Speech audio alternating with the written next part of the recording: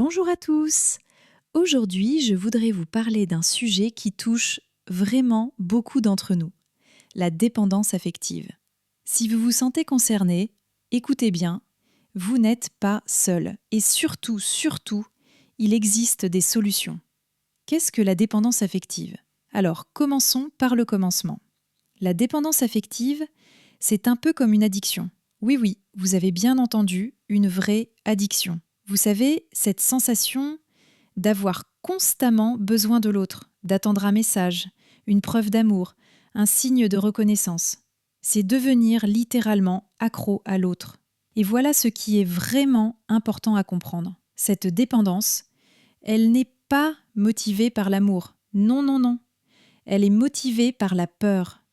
Une peur profonde, souvent inconsciente, de l'abandon, du rejet, de la solitude. Imaginez quelqu'un qui a besoin de sa dose quotidienne de réassurance, comme on aurait besoin d'un café le matin.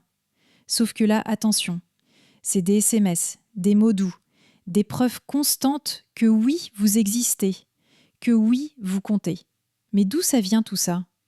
Cette dépendance trouve ses racines dans notre passé. C'est ce qu'on appelle une programmation neuro-émotionnelle. À un moment de votre vie, probablement dans l'enfance, vous vous êtes senti profondément non aimé ou non valorisé. Et là, votre cerveau, il a enregistré une stratégie de survie. Si je contrôle l'autre, si j'obtiens sa réassurance, alors je serai en sécurité. Vous voyez le piège? D'où vient cette dépendance? Maintenant, si vous voulez vraiment guérir, il faut remonter à la source. Et souvent, très souvent, cette source se trouve dans l'enfance. Allez, réfléchissez un instant avec moi. Comment était votre relation avec vos parents, particulièrement avec le parent du sexe opposé? Avez-vous vécu des humiliations? Un sentiment d'injustice? D'impuissance? Les statistiques, elles sont édifiantes. Plus de 50% des personnes dépendantes affectives ont grandi dans un environnement familial difficile.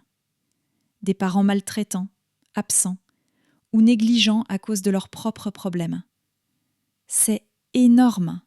Parfois aussi, et ça peut vous surprendre, la dépendance peut naître d'un choc traumatique à l'âge adulte, comme le décès d'un être cher. Ça peut tout changer. Et puis, il y a ces petites phrases. Ces phrases qui tournent en boucle dans notre tête. Je ne mérite pas mieux. Je ne m'en sortirai jamais seule. Sans l'autre, je ne suis rien. Alors, vous les reconnaissez? Les schémas qui se répètent? Vous savez ce qui est vraiment fascinant? C'est que les dépendants affectifs, ils ont tendance à attirer toujours le même type de personnes. Toujours. Des profils évitants, qui ont du mal à s'engager, à exprimer leurs sentiments. Pourquoi? Parce que ça nous ramène à notre enfance. C'est comme si on essayait inconsciemment de revivre et de réparer cette blessure originelle. Incroyable, non? Et on se retrouve alors dans un cycle toxique. On donne, mais on ne reçoit rien en retour. Rien. Ce qui confirme notre croyance profonde. Tu vois? Je ne suis pas assez bien. C'est ce qu'on appelle une prophétie auto-réalisatrice. Un cercle vicieux terrible. Comment s'en sortir? Les clés de la libération. Alors, comment on fait pour sortir de ce piège? Eh bien, écoutez bien. Il faut traiter cette dépendance comme ce qu'elle est, une vraie addiction, et travailler en profondeur sur l'inconscient. Première étape, accueillir l'inconfort. Au lieu de fuir cette sensation d'insécurité qui monte en vous, apprenez à l'accueillir. Oui, je sais, c'est contre-intuitif, ça fait peur. Mais écoutez, quand vous sentez cette boule au ventre, cette tension, ne vous précipitez pas sur votre téléphone. Non. Ne cherchez pas immédiatement à être rassuré. Respirez profondément. Laissez la sensation vous traverser comme une vague. Elle va passer. Je vous promets, elle va passer. Ensuite, videz votre réservoir émotionnel. Toutes ces émotions négatives accumulées, il faut les évacuer. Comment ? Par l'écriture, par exemple. Tenez un journal intime. Écrivez une lettre à votre enfant intérieur. Ou faites du sport. Bougez. Libérez cette énergie. Et surtout, écoutez-moi bien sur ce point. Allez à la rencontre de vos émotions profondes. Sous la dépendance se cachent des sentiments que vous fuyez depuis longtemps.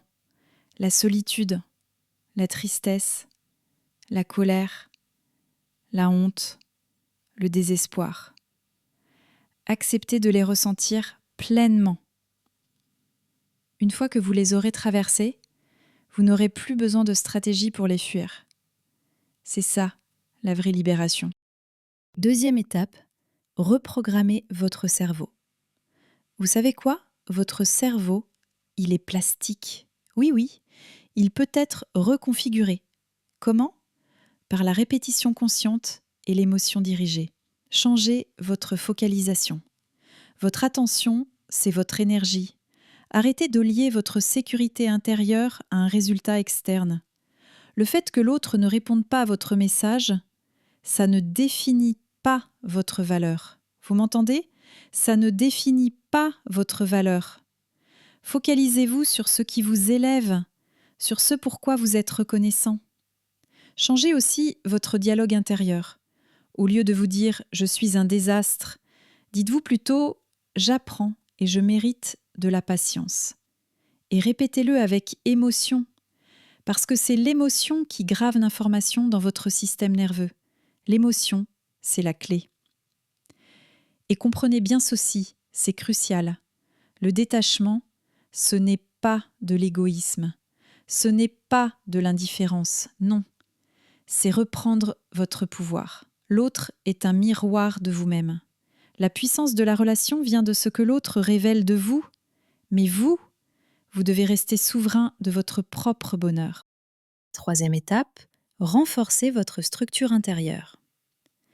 Maintenant, il faut construire votre colonne vertébrale de confiance, votre armure intérieure. Premièrement, cultivez l'amour inconditionnel de vous-même. Acceptez-vous entièrement, avec vos défauts, vos erreurs, vos imperfections. Tout ce qui fait de vous, vous.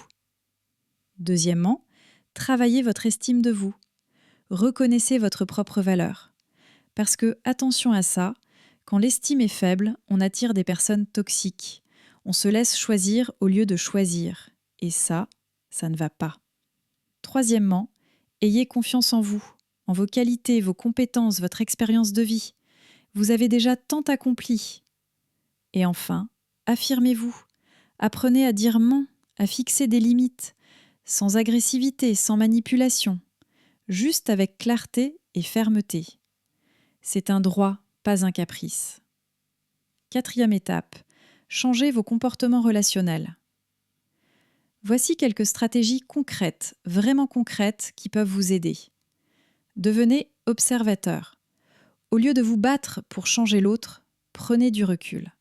Observez ce qui se passe quand vous arrêtez d'écrire en premier, quand vous donnez moins d'énergie à la relation. Regardez, juste regardez. Ralentissez le don. Oui, temporairement. Il peut être nécessaire de passer à l'extrême opposé. Donnez moins, devenez un peu plus évitant vous-même pour retrouver l'équilibre.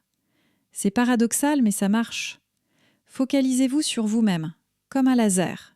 Vos projets, votre travail, votre apparence, vos passions.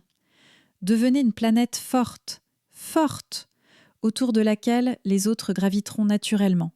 Et surtout, choisissez des partenaires sains. Arrêtez de vous diriger vers des personnes qui réactivent votre faille. Stop!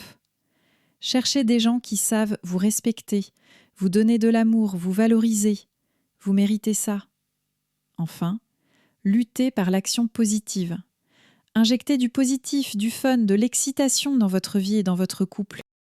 En conclusion, sortir de la dépendance affective, c'est un cadeau que vous vous faites à vous-même.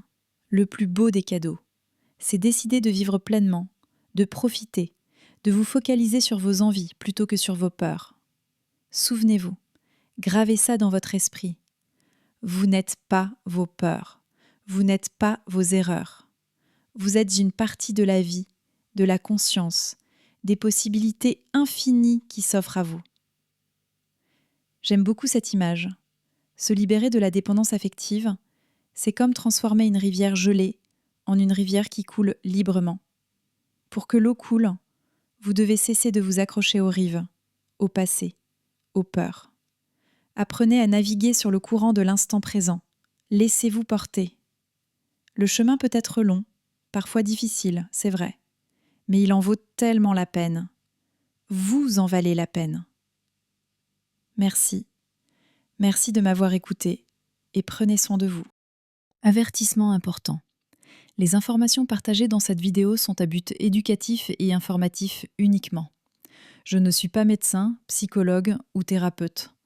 Si vous souffrez de dépendance affective, je vous encourage vivement à consulter un professionnel de santé mentale qualifié. En cas de détresse psychologique, n'hésitez pas à contacter un service d'urgence.